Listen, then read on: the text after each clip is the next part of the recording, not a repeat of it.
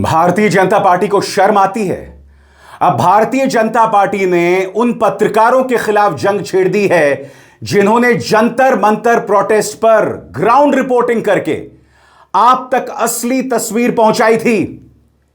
जी हां, भारतीय जनता पार्टी ने अभिनव पांडे, अजीत अंजुम, सार्थक गोस्वामी, तनुश्री पांडे, इन तमाम पत्रकारों के खिलाफ बाकायदा तस्वीर जारी की गई, उन तमाम पत्रकारों की, जैसे कि आप देख सकते हैं दोस्तों। और अब भाजपा इन पर निशाना साध रही है और इसकी अगुवाई कोई और नहीं, भारतीय जनता पार्टी के झूठ तंत्र, जो व्यक्ति खुद कई बार झूठ बोलते हुए पकड़ा गया है, अमित मालवीय, वो कर रहा है। हम उसकी चर्चा करेंगे दोस्तों। मगर दूसरी तरफ इसी भाजपा सरकार ने वादा किया था कि छात्रों के खिलाफ एफआईआर नहीं होंगे, उन पर दबिश नहीं डाली जाएगी। मगर अब नेहा बोरा, जो कि आमरण अनशन पर थी, उन्होंने कमान संभाल ली है और वो कह रही हैं कि कई राज्यों में, कई भाजपा शासित राज्यों में, चाहे बिहार हो, असम, छात्रों पर दबिश डाल रही है। मगर वहां तक मामला सीमित नहीं है दोस्तों। मैं आपको बतलाना चाहता हूं कि किस तरह से अब गुंडे सड़क पर उतर गए हैं और वो छात्रों के साथ दबंगई कर रहे हैं। ये वो गुंडे हैं जिनकी तस्वीरें आप दिल्ली की मुख्यमंत्री रेखा गुप्ता और उत्तर प्रदेश के deputy chief minister Brajesh Pathak के साथ देखते हैं, और दिल्ली पुलिस और उत्तर प्रदेश पुलिस कोई एक्शन नहीं ले रही है। मैं सवाल पूछना चाहता हूं, आखिर क्यों? और इसी मंच पर मैंने आपको बताया था दोस्तों कि राहुल गांधी अब अमित शाह को बख्शने नहीं वाले हैं। मैंने आपको बताया था कि किस तरह से धर्मेंद्र प्रधान के बाद अब राहुल गांधी का निशाना होने वाला है अमित शाह पर। और राहुल गांधी सीधा सवाल पूछ रहे हैं कि छात्रों पर पेलेट गन्स क्यों चलवाई? क्या यह आदेश आपने दिया था? इस सब की चर्चा होगी दोस्तों। मगर सबसे पहले राहुल गांधी ने किस तरह से प्रहार किया अमित शाह पर, आपके स्क्रीन पर। दिल्ली में शांति से प्रदर्शन कर रहे छात्रों पर पेलेट गन, लाठियों और आंसू गैस का इस्तेमाल किया गया। मैं 19 साल के साहिल लोचब से मिला। उन्हें पेलेट लगे हैं और उनकी एक आंख की रोशनी जा सकती है। उनका गुनाह क्या था? बस यही मांग करना कि पेपर लीक बंद हो और हमारे छात्रों को एक बेहतर और सही भविष्य मिले। अमित शाह जी, मेरे दो सवाल हैं। नंबर एक, क्या छात्रों पर पेलेट गन समेत जानलेवा ताकत के इस्तेमाल की इजाजत आपने दी थी? अगर नहीं तो किसने दी? नंबर दो, सादे कपड़ों में छात्रों को लाठियों से पीट रहे लोग पुलिस वाले थे या वॉलंटियर? उन्हें वहां किसकी इजाजत से तैनात किया गया? देश जवाब मांग रहा है। और बात वहां तक सीमित नहीं है दोस्तों। राहुल गांधी ने लंबा चौड़ा खत लिखा है, जैसे कि आप देख सकते हैं। और इस लेटर में उन्होंने अमित शाह से क्या कहा है, मैं चाहता हूं आप इसके एक एक लफ्ज पर गौर करें और इंतजार कीजिए। मैं आपको बताऊंगा कि किस तरह से भारतीय जनता पार्टी ने सच्चे और सत्ता से सवाल पूछने वाले पत्रकारों के खिलाफ जंग छेड़ दी है। मगर सबसे पहले राहुल गांधी का यह खत आपके स्क्रीन पर। प्रिय अमित शाह जी, मैं ये पत्र 20 जुलाई 2026 को दिल्ली में शांतिपूर्वक प्रदर्शन कर रहे छात्रों पर हुए बर्बर हमले की जवाबदेही तय करने की मांग को लेकर लिख रहा हूं। हमारे छात्र एक निष्पक्ष और जवाबदेह शिक्षा व्यवस्था की मांग कर रहे थे, लेकिन उनकी बात सुनने के बजाय सुरक्षा बलों ने उन पर अंधाधुंध बल प्रयोग किया। इसमें जानलेवा हथियारों और आंसू गैस का भी इस्तेमाल किया गया। सैकड़ों छात्र गंभीर रूप से घायल हो गए। महिला छात्रों के साथ भी पुलिस कर्मियों ने मारपीट की। यहां तक कि उनके निजी अंगों को जानबूझकर निशाना बनाए जाने की शिकायतें भी सामने आई हैं। सबसे चौंकाने वाली बात, जानलेवा पेलेट गन का इस्तेमाल हुआ है। मीडिया और सोशल मीडिया में आई रिपोर्टों में साफ दिख रहा है कि कई लोगों को गंभीर चोटें आई हैं, जिनमें से एक पत्रकार भी शामिल है। मैं 19 साल के छात्र साहिल लोचब से मिला था।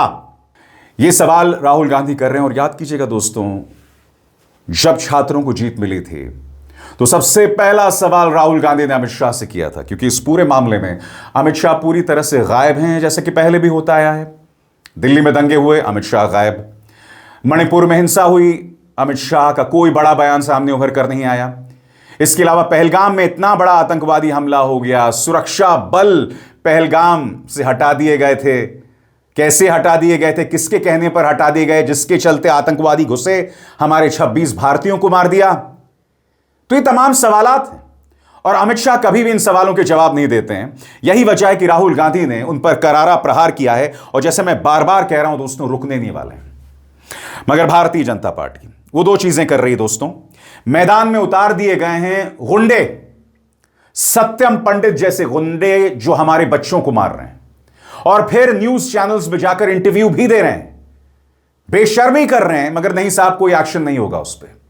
मगर बात वहां सीमित नहीं है। यह है अमित मालवीय दोस्तों, बीजेपी के आईटी सेल का मुखिया।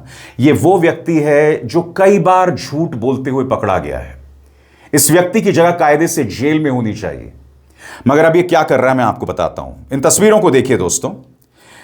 तनुश्री पांडे, आर्यन मिश्रा रेड माइक, सौरभ द्विवेदी, गजेंद्र सिंह, श्याम मीरा सिंह, अजीत अंजुम, सार्थक गोस्वामी, प्रियांशी शर्मा, शरद शर्मा, इसके अलावा बबलू सैनी, मॉलिटिक्स, मेधा यादव, हर्ष यादव, समदीश भाटिया, अभिनव पांडे। इन सब में समानता क्या है दोस्तों?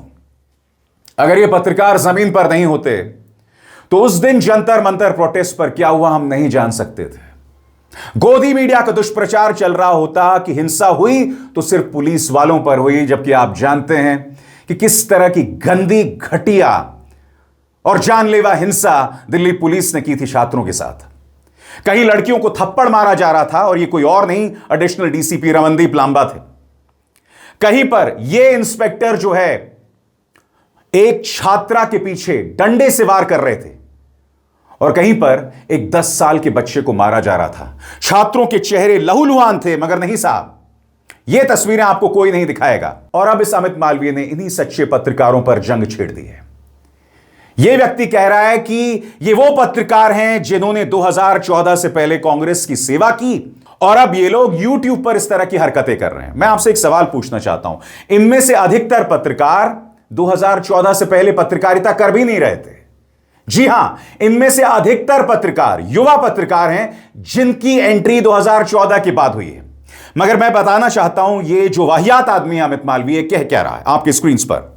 इस तरह का चुनिंदा गुस्सा कोई नई बात नहीं है। 2014 से पहले भी पत्रकारों का एक प्रभावशाली सर्कल था जिसके बारे में माना जाता था कि उसकी कांग्रेस नेतृत्व तक खास पहुंच थी। वक्त के साथ नाम और प्लेटफॉर्म बदल गए, लेकिन यह पूरा इकोसिस्टम, इसके फायदे और राजनीतिक झुकाव काफी हद तक वैसे ही रहे। कुछ लोग टीवी से यूट्यूब पर आ गए, कुछ ने खुद को स्वतंत्र आवाज के तौर पर पेश किया, लेकिन अंदरूनी राजनीतिक पक्षधरता अक्सर बनी रही।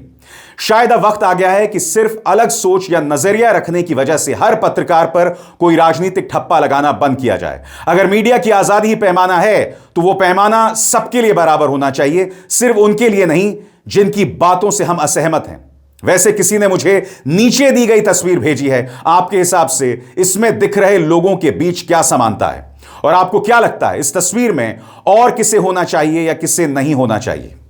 और अब एक जरूरी संदेश, सच के इस सफर में मेरा साथी बनिए, मेरा चैनल ज्वाइन कीजिए और इनमें से एक विकल्प, एक ऑप्शन चुनिए।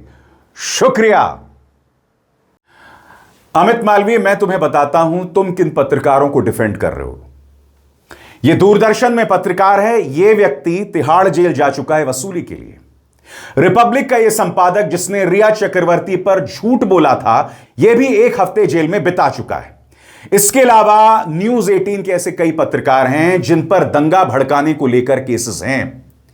पापा की परी के खिलाफ लखनऊ की एक अदालत ने केस दर्ज करने का आदेश दिया है, जिसने स्वतंत्रता दिवस की पूर्व संध्या पर एक प्रोग्राम किया था कि जब बंटवारा हुआ था तो इतने मुसलमान पाकिस्तान चले गए, इतने यहां रह गए। तुम ऐसे पत्रकारों को जायज ठहराते हो। और सबसे बड़ी बात याद कीजिएगा दोस्तों, जंतर मंतर प्रोटेस्ट के दौरान, और अंधभक्त ध्यान से सुने, जंतर मंतर प्रोटेस्ट के दौरान इन्हीं तमाम मीडिया न्यूज चैनल्स ने क्या कहा था? अडानी के न्यूज चैनल ने पाकिस्तानी लिंक की बात की थी। याद कीजिएगा, यह जो रिपब्लिक का संपादक है, इसने एक ही शो में चाइना के साथ लिंक, बांग्लादेश के JEM जैश ए मोहम्मद के साथ लिंक, पाकिस्तान के साथ लिंक और अमेरिकन डीप स्टेट के साथ लिंक। अब ऑल्ट न्यूज ने पड़ताल की है दोस्तों। यह दावा किया गया था कि बांग्लादेश के एक अतिवादी संगठन ने छात्र आंदोलन को समर्थन जतलाया था। ऑल्ट न्यूज ने पड़ताल की कि खबर सरासर झूठी है। सबसे बड़ी बात, जो अमित मालवीय गोदी मीडिया के पत्रकारों को डिफेंड कर रहा है, मैं उससे सवाल पूछना चाहता हूं। तुमने बात की थी पाकिस्तानी लिंक से, अब तक क्या सबूत सामने आए बताइए। याद कीजिएगा दोस्तों, कोरोना के दौरान इसी तरह से न्यूज 18 का वो जो गुल्लू है, उसने यह तक कहा था कि तबलीगी जमात के पीछे पाकिस्तानी साजिश है। आज तक 5 साल गुजर चुके हैं, 6 साल गुजर चुके हैं, आज तक इन्होंने कोई सबूत नहीं दिया है। इन्होंने कहा था कि छात्र आंदोलन के पीछे पाकिस्तान का हाथ है, अडानी की न्यूज चैनल ने कहा, कहां है सबूत? चाइना का लिंक है, कहां है सबूत? मैं सवाल पूछ रहा हूं ना अंधभक्तों, मैं सवाल पूछ रहा हूं। तुम्हें यह बताया गया है कि इस छात्र आंदोलन के साथ लिंक्स है पाकिस्तान के, बांग्लादेश के, चाइना के। I want to ask where is the proof? जिन पत्रकारों को तुम टारगेट कर रहे हो, ये वो तस्वीरें हैं। अगर ये पत्रकार ना होते तो हमें हकीकत पता नहीं चलती, मगर तुमने गुंडे सड़क पर उतार दिए हैं। यह है सत्यम पंडित, इसे आप देख रहे हैं रेखा गुप्ता के साथ, इसे आप देख रहे हैं यहां पर ब्रजेश पाठक के साथ। अब देखिए, यह व्यक्ति कार में बैठकर 2 छात्रों को मार रहा है, गाली गलौज कर रहा है। इस पर अब तक जब मैं प्रोग्राम रिकॉर्ड कर रहा हूं, ना दिल्ली पुलिस ने ना उत्तर प्रदेश पुलिस ने कोई कार्रवाई नहीं की है। कायदे से दोस्तों, मैं इस गुंडे को अपने प्लेटफॉर्म पर नहीं दिखाना चाहता था। यह कल या परसों की घटना है, मगर मैं ये इसलिए दिखा रहा हूं क्योंकि अब इसे पूरा संरक्षण मिल रहा है भाजपा का। देखिए इसने क्या हरकत की थी। अभी तो स्टूडेंट है, तो यहाँ स्टूडेंट हो तो यहाँ मैं बताना। मैं तो भाई दीदी के यहाँ आया, दीदी के यहाँ। कौन सी दीदी मतलब के? मैं कोई प्रोटेस्ट, मैं तो बीएससी कर रहा हूँ, मुझे कोई मतलब ही नहीं है। मैं तो बस यही है कि आया गया तो देख के बता दिख गए ना कोई सा भी, समझ रहा? इधर आ गया, इधर बस दिख गया ना मेरे को यहाँ, तो दिमाग हाथ हटा, हाथ हटा, उसमें थोड़ी है। हाथ हटा, दीदी क्या है? हाथ हटा। अभी अभी कैसे करता प्रोटेस्ट में आया हूँ? अभी कैसे करता प्रोटेस्ट में आया हूँ? हैं? इधर सुन, माफी मांग वीडियो पे। अरे सॉरी, भाई इधर आ, माफी मांग वीडियो पे। उसके बाद जिस छात्र आयुष को इसने मारा था वो सामने आया है। आयुष कह रहा था कि मैं पुलिस के सामने जा सकता था मगर पुलिस हमारे खिलाफ है। इससे बड़ी त्रासदी कुछ नहीं हो सकती है दोस्तों। सुनिए आयुष क्या कह रहा है। सर, मैं 5 बजे लगभग गुरुद्वारे से सो के उठ के बाहर जा रहा था। उस समय नींद भी पूरी नहीं हुई थी मेरी, 4 से 5 ही घंटे सोया था। 200 मीटर आगे गया जब, तब इन लोगों ने घेर लिया, सत्यम पंडित ने और उसके आदमियों ने। एक सत्यम पंडित था, एक उसका कैमरामैन था, ड्राइवर भी था, जो 4 लोग पीछे बैठे थे। जहाँ तक हथियार भी थे उनके पास। उन लोगों ने, आपने फिर वीडियो में देखा ही होगा जो हुआ। फिर उनने धमकी भी दी हमें कि ऐसे क्यों कर रहे हो। फिर उनने मेरे दोस्त का गला पकड़ा, उसे मारने लगे वो लोग। उतने में मैं चला गया। मैंने सोचा किसी की मदद लेनी चाहिए, अकेले तो हम कैसे करते, पर पुलिस की मदद ले नहीं सकते थे क्योंकि पुलिस भी हमारे खिलाफ थी, आर्मी भी हमारे खिलाफ थी। प्रोटेस्टर कोई था नहीं उस समय वहाँ पे। उतनी देर में वो आ गया पीछे से और वो लोग चले गए। यही हुआ। मैं एक नसीहत देना चाहता हूं भारतीय जनता पार्टी को। अब ये पुराना वक्त खत्म हो गया है। अब आपकी हिंदू मुस्लिम, ये गुंडों के सहारे ये सब नहीं चलने वाला है। मेरे धर्म को बदनाम करना बंद कीजिए। सनातन के नाम पर, श्री राम के नाम पर ये लोग जो गुंडाई करते हैं बंद कीजिए। मैं इन हिंदुत्ववादी लोगों से पूछना चाहता हूं, जब भारतीय जनता पार्टी के नेता का एक बेटा अंकिता भंडारी को मौत के घाट उतार देता है, जो एक हिंदू लड़की है, तुम्हारा खून खौलता है? जब आसाराम और राम रहीम हिंदू लड़कियों के साथ बलात्कार करते हैं, तुम्हारा खून खौलता है? जब एक कोचिंग सेंटर में आग लग जाती है और हिंदू बच्चे मारे जाते हैं, तुम्हारा खून खौलता है? यह सवाल है भाई, सवालों से बचिए मत, कतई मत बचिए। मैं आपको ऐसी ढेरों मिसालें बता सकता हूं, मगर आपका खून कभी नहीं खौलता। मगर हां, मुसलमान दिखाई दे तब आप वहां पर टारगेट करने पहुंच जाते हैं। मैं आपसे सवाल पूछना चाहता हूं, क्यों? सबसे बड़ी बात, भाजपा अध्यक्ष नितिन नबीन के रोड शो के सामने देखिए हनुमान कैसे नाच रहे हैं। मैं हिंदू रक्षा दल या वो तमाम हिंदुत्ववादी संगठन, बजरंग दल, उनसे पूछना चाहते हैं, क्या यह भगवान राम का अपमान है? मैं उन तमाम हिंदुत्ववादी संगठनों से एक सवाल पूछना चाहता हूं, आपके हिसाब से यह श्री हनुमान का अपमान है या नहीं है? ढेरों ऐसी तस्वीरें, प्रधानमंत्री नरेंद्र मोदी एक पतंग उड़ा रहे थे और वो पतंग थी श्री हनुमान की। तुम्हारा खून वहां पर भी नहीं खौला। इससे पता चलता है कि तुम जो हिंदू हितों की बात करते हो, यह सब सुविधावादी है। तुम कहीं ना कहीं भारतीय जनता पार्टी के मोहरे हो और उसके अलावा कुछ नहीं। और जैसे कि मैं लगातार बता रहा हूं दोस्तों, इस सरकार ने वादा किया था कि हम छात्रों के खिलाफ एफआईआर नहीं करेंगे, कोई एक्शन नहीं लेंगे, मगर ये हो रहा है। उन्हें टारगेट किया जा रहा है, या तो पुलिस की दबिश के जरिए या एफआईआर के जरिए। नेहा जो आमरण अनशन पर बैठी थी, उनका यह बयान आपके स्क्रीन पर। वो कह रही हैं कि BJP is backtracking on its promise of no action, no FIR on protesters. Students have been arrested in Bihar, West Bengal and other NDA rule states. सुनिए नेहा ने क्या बयान दिया। एक तरफ जहां पे हम धर्मेंद्र प्रधान के इस्तीफे का जश्न मना रहे हैं, वहीं दूसरी तरफ देश भर में जो लोग पेपर लीक के खिलाफ आंदोलनों में शामिल रहे, उनका विच हंट चल रहा है। बिहार में पालीगंज के एमएलए संदीप सौरभ के साथ में आइसा के एक्टिविस्ट्स साथी धनंजय, साथी दीपांकर, साथी सबा, साथी दिव्यम को बेऊर जेल में लगभग 3 दिन से बंद किया हुआ है। उनके ऊपर 9 से ज्यादा मुकदमे किए हुए हैं, जिसमें अटेम्प्ट टू मर्डर का केस शामिल है। एक दिन के प्रदर्शन के बेसिस पे ये सब फर्जी केसेस लगाए जा रहे हैं। बिहार भर के अलग अलग जेलों में 100 से ज्यादा प्रोटेस्टर्स अभी भी बंद होने की खबर आ रही।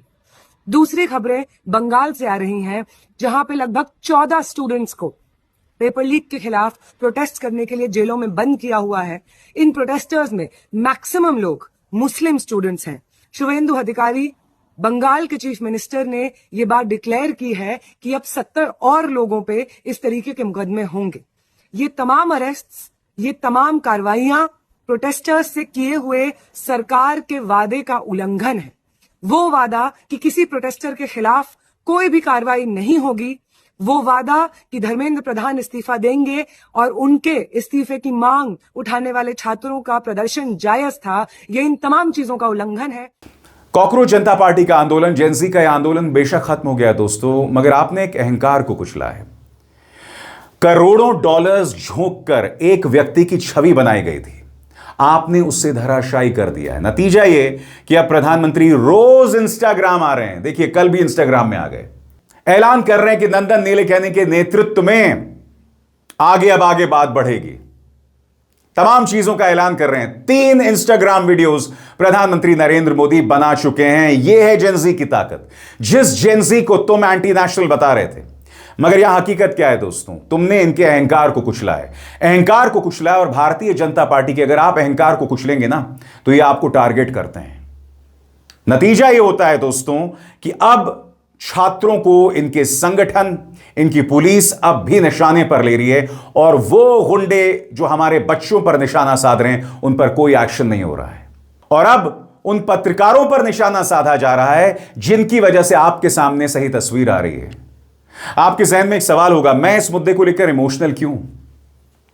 क्योंकि इन पत्रकारों पर तो अब निशाना साधा जा रहा है। मैं इसका सामना साल 2015 से कर रहा हूं। मुझ पे और मेरी पत्नी ने, इस सरकार ने झूठे इनकम टैक्स के केस जो हैं वो लगा दिए थे। 13 करोड़ की टैक्स चोरी का केस। तब अमित मालवीय और उसके ऑनलाइन गुंडों ने मेरे खिलाफ दुष्प्रचार चलाया था, टैक्स चोर कहकर। हम वो मामला लड़े थे और अदालत में जीत गए। और जो ऑफिसर मुझे और मेरी पत्नी पर निशाना साध रहा था, एसके श्रीवास्तव नाम है उसका, उसे इसी सरकार को नौकरी से बाहर करना पड़ा था। इतना विवादित कैरेक्टर था। उसके बाद इन्होंने मेरे लिंक्स चाइना से साझा करने की कोशिश की, न्यूज क्लिक के जरिए। याद कीजिएगा, अभी हाल ही में अदालत का फैसला आया है न्यूज क्लिक के खिलाफ। जो ईडी का केस था, उसे अदालत ने कूड़ेदान में डाल दिया है। कहने का मतलब क्या है, तुमने मेरे खिलाफ जितना दुष्प्रचार चलाया सब झूठ साबित हुआ। सबसे बड़ी बात, वो जो टैक्स चोरी का केस था, वो हम अदालत में लड़े और जीत गए। और अदालत ने अपने आदेश में कहा था कि ये जो टैक्स चोरी का केस इन दोनों के खिलाफ, यानी अबिसार और उनकी पत्नी के खिलाफ जिस ऑफिसर ने किया है, उसके खिलाफ कड़ी कार्रवाई की जाए। यह अदालत का आदेश था दोस्तों। मैं क्यों सत्ता से सवाल कर सकता हूं? क्योंकि मेरा दामन पाक साफ है। मेरे बैंक खातों की एक एक एंट्री इनकम टैक्स ईडी ने जांच की है। ईडी ने मुझे 2 बार बुलाया है। इनकम टैक्स ने मेरे खिलाफ 5-6 साल तक कार्रवाई की। मैं हर 2 महीने में इनकम टैक्स जाते रहता था, उनके दफ्तर जाते रहता था। इन्होंने इस तरह से मुझे परेशान किया है। पिछले 10 सालों में किसी पत्रकार को इस तरह से परेशान नहीं किया गया जिस तरह से परेशानी का सामना मैंने किया है। मगर बावजूद इसके मैं सवाल कर रहा हूं और आगे भी करता रहूंगा। मैं पीछे नहीं हटने वाला हूं, क्योंकि मैं तुमसे डरता नहीं हूं, क्योंकि मेरा दामन पाक साफ है। मेरे किसी अलमारी में, किसी बैंक खाते में कोई सीक्रेट नहीं है, कोई पॉलिटिकल फंडिंग, कोई विदेशी फंडिंग नहीं है। डंके की चोट पर हम सवाल करेंगे और करते रहेंगे। अब इसार शर्मा को दीजिए इजाजत। नमस्कार।